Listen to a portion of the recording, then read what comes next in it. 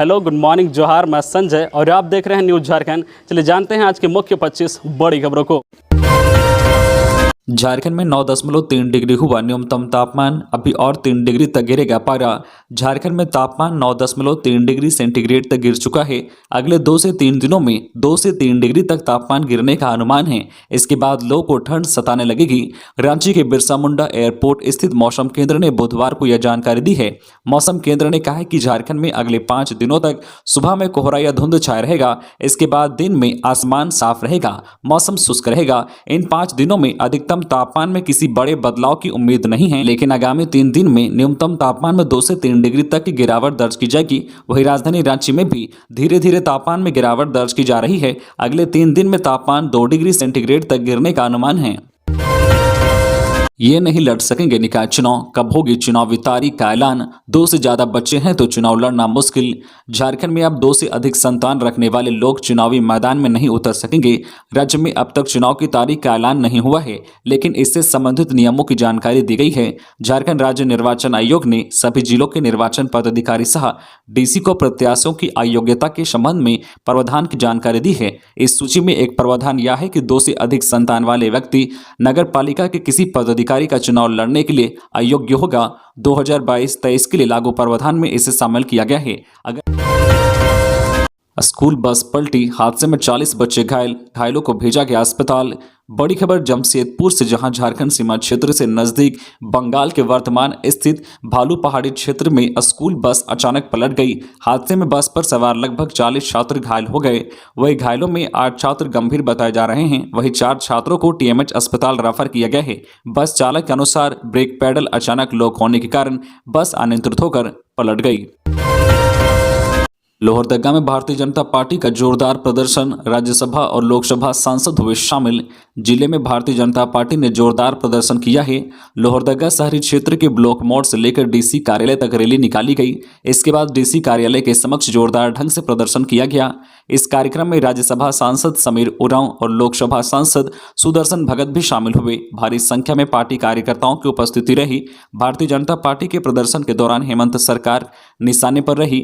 हेमंत सरकार हटाओ का नारा गूंज रहा था। पार्टी कार्यकर्ताओं और नेताओं ने जोरदार ढंग से प्रदर्शन करते हुए जमकर नारेबाजी की। भ्रष्टाचार में लिप्त हेमंत सरकार इस्तीफा दो, हेमंत सरकार होश में आओ आदि नारों से पूरा वातावरण गूंज रहा था। पार्टी कार्यकर्ता और नेता आक्रोशपूर्ण रूप से प्रदर्शन करते नजर आए। खबरों में आगे बढ़ने से पहले आपसे रिक्वेस्ट है कि अगर आप चैनल को सब्सक्राइब नहीं किए हैं तो प्लीज चैनल को सब्सक्राइब करके बेल आइकन प्रेस कर दे, जिससे आपको झारखंड की हर छोटी बड़ी खबर का अपडेट आप तक पहुंचता रहे। चलिए बढ़ते हैं खबरों की ओर। अंतर्राष्ट्रीय व्यापार मेला, झारखंड राज्य दिवस समारोह दिल्ली में आज सीएम हेमंत सोरेन होंगे शामिल। दिल्ली में आयोजित अंतर्राष्ट्रीय व्यापार मेला 2022 में आज गुरुवार 24 नवंबर को झारखंड राज्य दिवस समारोह का आयोजन किया जा रहा है। कार्यक्रम में मुख्यमंत्री हेमंत सोरेन मुख्य अतिथि के रूप में शिरकत करेंगे। इस अवसर पर झारखंड के पारंपरिक नृत्य, गीत और संस्कृति की झलक देखने को मिलेगी। ट्रेड फेयर में न सिर्फ झारखंड के रेशमी परिधान लोगों के लिए आकर्षण का केंद्र बना हुआ है, बल्कि राज्य सरकार द्वारा राज्य में ग्रामीण अर्थव्यवस्था को सुदृढ़ करने एवं ग्रामीण स्तर पर स्वरोजगार सृजन के लिए किए जा रहे कार्यों की झांकी लोगों को आकर्षित कर रही है। झारखंड सरकार के साथ मिलकर स्वास्थ्य सेवाओं की बेहतरी के लिए काम करेगा केयर इंडिया। मंत्री की उपस्थिति में हुआ एमओयू। झारखंड में बेपटरी स्वास्थ्य सेवा को पटरी पर लाने के लिए सरकार अब निजी एजेंसियों और संगठनों का भी सहयोग लेगी और इसकी शुरुआत बुधवार को नेपाल हाउस सचिवालय में स्वास्थ्य विभाग और केयर इंडिया के बीच एमओयू से हुआ। केयर इंडिया शिशु स्वास्थ्य, मातृत्व स्वास्थ्य, जनजातीय स्वास्थ्य, कुपोषण की स्थिति में सुधार, ट्रॉमा सेंटर और शहरी स्वास्थ्य में कमी को दूर करने के उद्देश्य से काम करेगा। स्वास्थ्य मंत्री बन्ना गुप्ता ने कहा है कि स्वास्थ्य विभाग और केयर इंडिया के बीच आज का जो करार हुआ है वह नए प्रयोग का उदाहरण है। इस करार का मकसद स्वास्थ्य सुविधाओं को व्यवस्थित करना है। केयर इंडिया स्वास्थ्य मित्र बनकर कदम से कदम मिलाकर काम करेगा। निशिकांत, मनोज तिवारी को हाईकोर्ट से राहत बरकरार, सरकार से मांगा जवाब। भाजपा सांसद निशिकांत दुबे और मनोज तिवारी व एयरपोर्ट डायरेक्टर को बुधवार को झारखंड हाईकोर्ट से बड़ी राहत मिली है। उनके खिलाफ पीड़क कार्रवाई पर हाईकोर्ट ने रोक बरकरार रखी है। झारखंड हाईकोर्ट के न्यायाधीश जस्टिस संजय द्विवेदी की कोर्ट में इस मामले की सुनवाई हुई। बताते चले कि देवघर एयरपोर्ट में नाइट टेक ऑफ या लैंडिंग की सुविधा नहीं होने के बावजूद शाम में चार्टर्ड प्लेन उड़ाकर दिल्ली जाने से संबंधित मामले में सांसद व अन्य पर एफआईआर दर्ज करा गया है। उसे निरस्त करने को लेकर दाखिल याचिका की सुनवाई बुधवार को झारखंड हाईकोर्ट में हुई। इस मामले की अगली सुनवाई के लिए 6 मार्च की तारीख निर्धारित की गई है। पकड़ा गया हिंदूवादी नेता कमलदेव गिरी की हत्या का मास्टरमाइंड, यूपी के बलिया से हुई गिरफ्तारी, हत्या के पीछे की बड़ी साजिश का खुलासा जल्द। हिंदू नेता कमलदेव गिरी की हत्या में शामिल मुख्य आरोपी सतीश प्रधान को पुलिस ने गिरफ्तार कर लिया है। मुख्य आरोपी की गिरफ्तारी यूपी के बलिया से हुई है। हालांकि अब तक स्थानीय प्रशासन ने इसकी आधिकारिक पुष्टि नहीं की है। झारखंड के पश्चिमी सिंहभूम के चक्रधरपुर में गिरिराज सेना के प्रमुख शाह युवा हिंदू नेता कमलदेव गिरी की हत्या हुई थी। मुख्य साजिशकर्ता सतीश प्रधान को एसआईटी ने सोमवार देर रात उत्तर प्रदेश के बलिया से गिरफ्तार किया गया। सूत्रों के अनुसार मुख्य आरोपी अपने एक परिचित के साथ वहां रह रहा था। गिरफ्तारी के बाद पश्चिमी सिंहभूम पुलिस की एसआईटी ने उसे हिरासत में ले लिया है। उससे पूछताछ जारी है, जबकि दूसरा साजिशकर्ता जाहिद अभी भी फरार है। आपको बता दें कि 12 नवंबर को चक्रधरपुर में भारत भवन चौक के पास पेट्रोल बम से हिंदुत्व नेता कमलदेव गिरी की हत्या की गई थी। मोरहाबादी में 5 दिवसीय एक्सपो उत्सव का आज राज्यपाल करेंगे उद्घाटन। जेसीआई रांची की ओर से मोरहाबादी मैदान में 24 से 28 नवंबर तक चलने वाले एक्सपो उत्सव का गुरुवार को राज्यपाल रमेश बैस शुभारंभ करेंगे। एक्सपो में 325 स्टॉल लगाए गए हैं। चैंपियनशिप में झारखंड के 4 खिलाड़ियों का चयन। 27 नवंबर से मैच स्पेन के वालेंसिया में 27 नवंबर से 18 दिसंबर के बीच एफआईएच महिला हॉकी चैंपियनशिप होने वाला है। टीम में झारखंड की 4 खिलाड़ियों का चयन हुआ है। इसमें अकेले सिमडेगा के 3 खिलाड़ी शामिल हैं। 4 खिलाड़ियों को 20 सदस्य टीम में रखा गया है। इनमें खूंटी की निक्की प्रधान, सिमडेगा की सलीमा टेटे, संगीता कुमारी और ब्यूटी डुंगडुंग शामिल हैं। ब्यूटी डुंगडुंग को पहली बार सीनियर टीम में चुना गया है। हॉकी झारखंड के अध्यक्ष भोलानाथ सिंह ने कहा है कि झारखंड के लिए यह गौरवपूर्ण क्षण है। वर्तमान समय में भारतीय टीम में जगह बनाना बहुत बड़ी उपलब्धि है। भारतीय महिला हॉकी टीम ओलंपिक और विश्व कप जैसे बड़े बड़े प्रतियोगिताओं में क्वालिफाई कर रही है और अच्छे पोजीशन तक पहुंच रही है। 22 हाथियों का आतंक जारी, फसलों को किया बर्बाद। हजारीबाग के ग्रामीण क्षेत्रों में हाथियों का आतंक थमने का नाम नहीं ले रहा है। मंगलवार रात को 22 हाथियों के झुंड ने टाटीझरिया प्रखंड क्षेत्र के गोधिया गांव में प्रवेश किया। देखते ही देखते हाथियों ने फसलों को तहस नहस करना शुरू कर दिया, जिससे ग्रामीणों को भारी नुकसान हुआ है। इसके बाद सारी रात स्थानीय लोगों के बीच दहशत का माहौल बना रहा।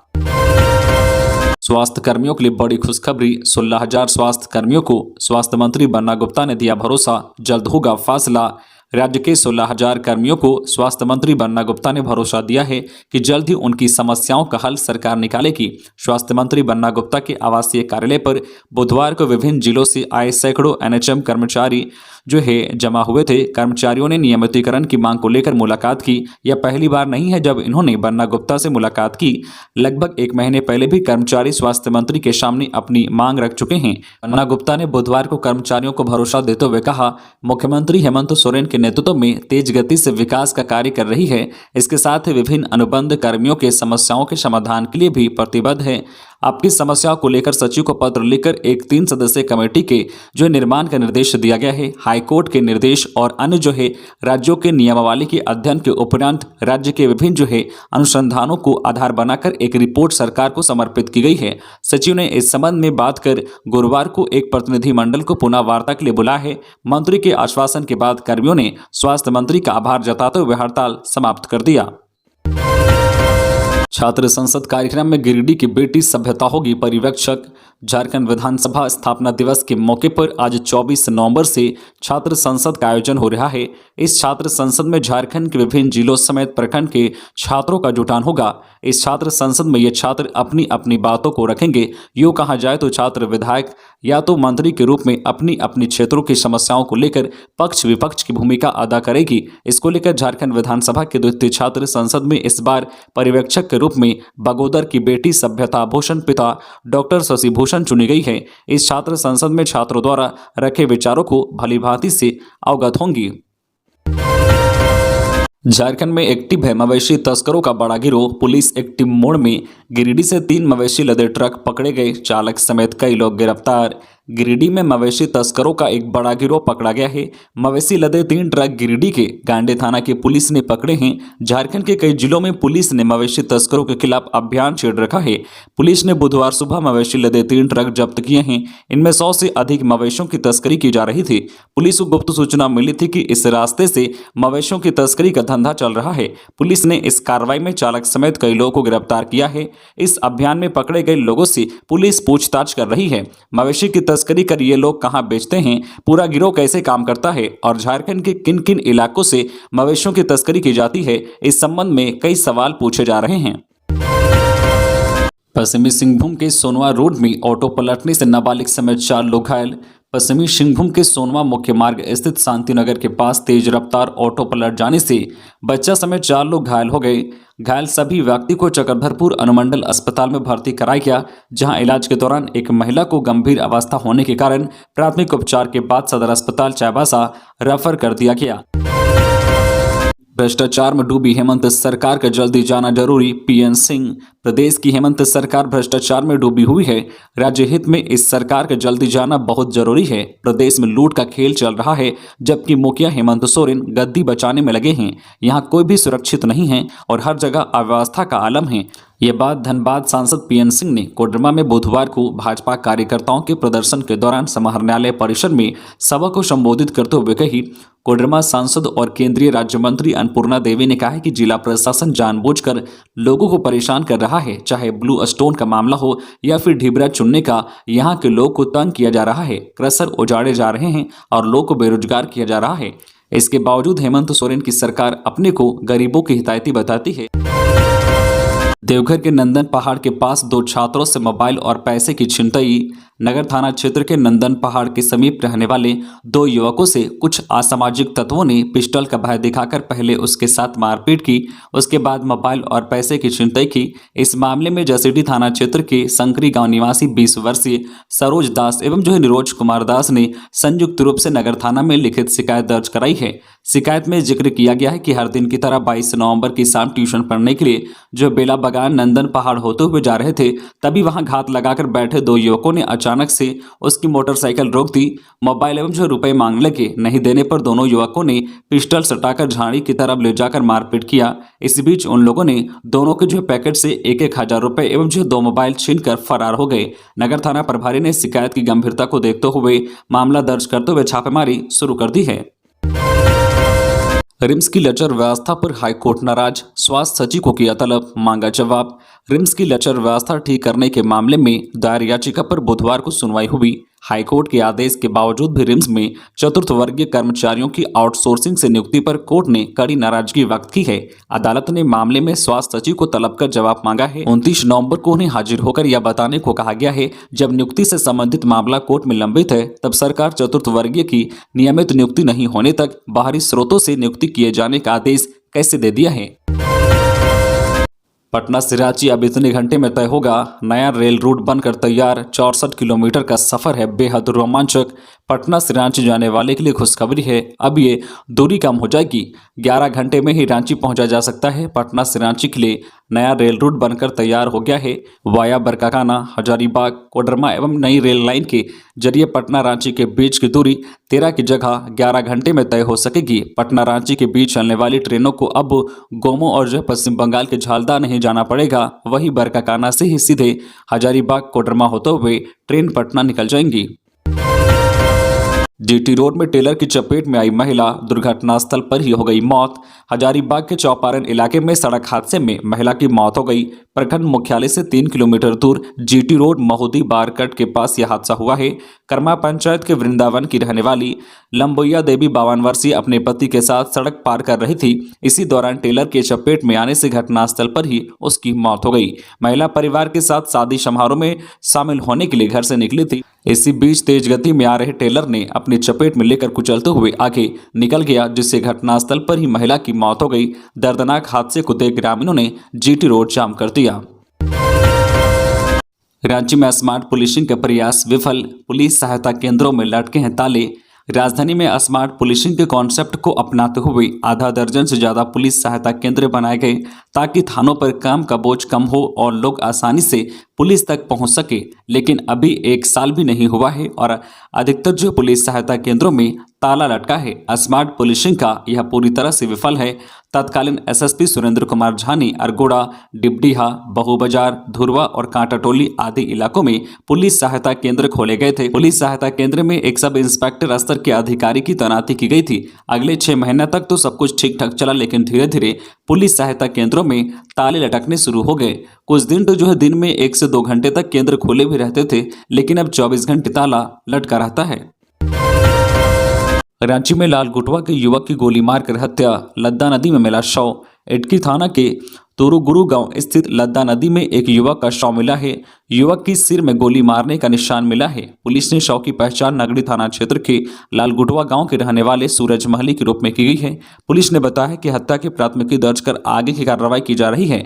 परिजनों ने बताया कि सूरज की हत्या रातू थाना क्षेत्र के दालादिली चाय बागान स्थित निर्माणाधीन मकान में की गई है। इस निर्माणाधीन मकान में खून के धब्बे के साथ साथ शराब और बियर की बोतल मिली है।